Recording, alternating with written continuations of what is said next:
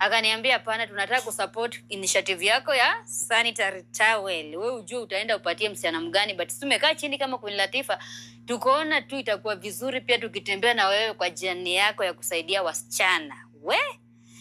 Nikasema unajua wasichana kikaa mtu, nikasema maybe wameamua wamejitolea wanunue box moja ama box mbili kidogo kidogo hivi. Queen Latifah kwanza akaniambia hebu kwanza nisikie voice note kama ni wewe, voice note, voice over. Voice note. Nikamwambia ni mimi nimefika kwa Hawa. Akaniambia tuma namba ya M-Pesa.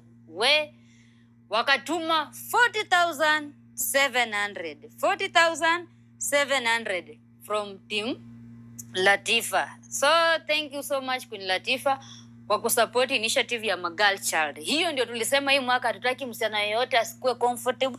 Yaani tunataka saa hii mwaka vitu vingine ili tusumbue stress kama wasichana, lakini isikue mambo ya sanitary towel.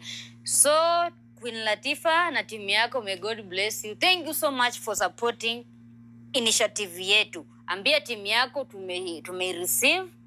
Tutakaa chini na timu yangu kina Eddie, tutapanga next place mahali tutaenda, tutawaambia, tutawa-update, tuwaambie ni wapi na ni wapi. Mungu awabariki sana.